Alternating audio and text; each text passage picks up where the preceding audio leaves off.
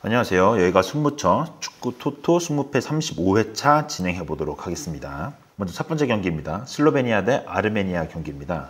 먼저 슬로베니아부터 살펴볼 건데요. 지난 3월 A매치에서 포르투갈을 꺾으면서 이변을 일으켰던 슬로베니아입니다. 세스코를 중심으로 한 공격진과 골키퍼 오블락을 포함해 수비진에게 엄청난 강점을 보이고 있는 슬로베니아입니다. 아르메니아 살펴보겠습니다. 최근 A매치 8경기에서 승리가 없는 아르메니아고요. 미키타리안이 은퇴한 이후 전력이 굉장히 많이 약해졌습니다. 현재 피파 랭킹 95위로 비해도 더 낮은 전력이라고 파악이 됩니다.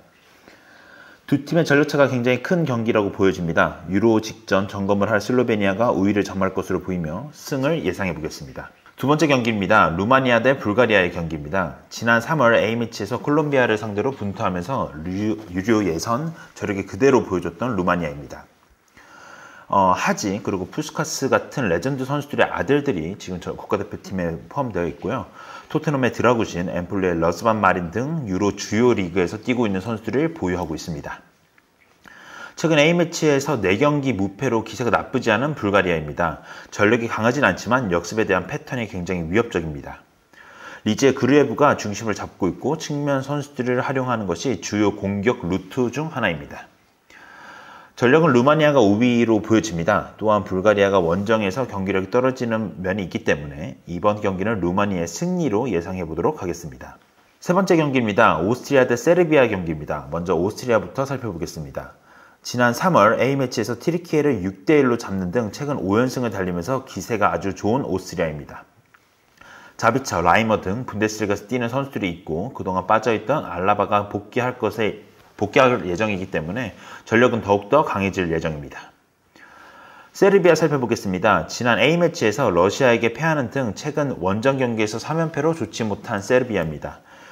밀린코비치, 사비치, 미트로비치, 타디치 등 이름값은 높지만 중심이 되는 선수들이 변방리그로 이적하면서 시즌을 치렀기에 기량이 잘 유지될 수 있는지는 좀 관건일 것 같습니다.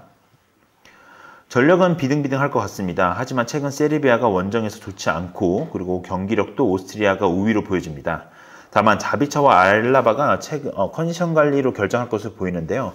이유는 챔스 결승 경기를 치렀기 때문에 체력적인 안배가 보여질 수 있을 것 같습니다. 그래서 이번 경기는 오스트리아의 승무로 예상해 보도록 하겠습니다. 네 번째 경기입니다. 아일랜드 대 헝가리의 경기입니다. 먼저 아일랜드부터 살펴보겠습니다. 최근 A매치에서 스위스, 벨기에 등 강팀을 상대로 저력을 보여주고 있는 아일랜드입니다. 브라이튼의 퍼거슨, 챔피언십의 득점왕 슈머디치 등 잉글랜드에서 활약하고 있는 선수들이 중심을 잡고 있습니다. 헝가리 살펴보겠습니다. 최근 A매치 3연승을 달리면서 기세는 좋은 헝가리입니다. 공을 점유하는 것보다는 빠른 공격을 선호하는 팀입니다. 리버풀의 소보슬라이, 프라이부르크의 살라이가 중심을 잡고 있습니다.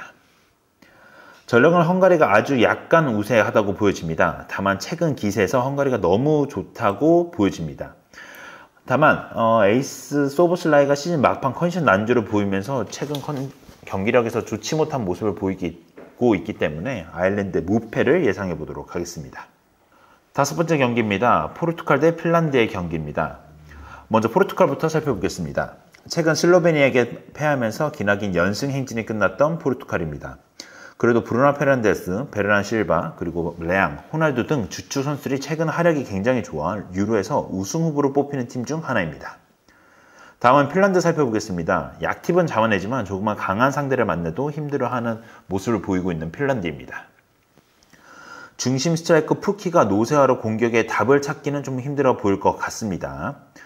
두 팀의 전력차가 굉장히 많이 나는 경기이기 때문에 이번 경기는 포르투갈의 승리로 예상해 보도록 하겠습니다. 여섯 번째 경기입니다. 이탈리아 대 티르키예의 경기입니다.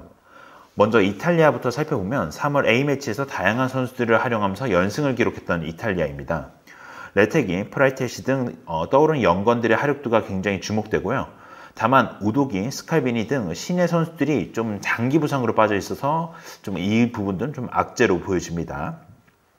티르키예 한번 살펴보겠습니다. 지난 3월 A매치에서 연패를 당하면서 흐름이 좋지 않은 티르키예입니다. 차나울루가 중심으로 한 미드필드진은 인상적이지만 위날이 빠진 공격진의 무게감은 굉장히 많이 떨어졌습니다. 전력은 이탈리아가 확실히 우위입니다. 서로 부상 변수가 있기는 하지만 더 치명적인 쪽은 티레키에라고 보여집니다. 이번 경기는 이탈리아의 승리로 예상해 보도록 하겠습니다. 7번째 경기입니다. 바로 J리그인데요. 가시와와 나고야의 경기입니다. 먼저 가시와부터 살펴보겠습니다. 일단 두 팀 모두 A매치에 차출되는 선수는 없는 상황이고요. 지난 라운드 후쿠오카에게 0대2로 패했던 가시와입니다. 최근 연패로 흐름이 좋지 않습니다. 지난 라운드 가와사키에게 2대1로 패배했던 나고야입니다. 찬스는 많이 만들었지만 골 결정력이 부족했습니다. 최근 경기력만 봤을 때는 무득점 연패로 빠진 가시와의 상황이 더 좋지 않다고 보여집니다. 다만 컵 대회이기 때문에 로테이션 변수는 고려해야 될 것 같습니다. 경기력, 분위기는 모두 나고야가 우위입니다. 다만 컷 대회 변수가 있기 때문에 무패로 예상해 보도록 하겠습니다.